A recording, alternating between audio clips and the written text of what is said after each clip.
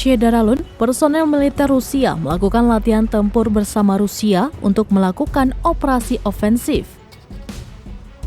Latihan tempur tersebut dibagikan lewat akun Telegram resmi Kemenhan Rusia pada Rabu 3 Agustus 2022.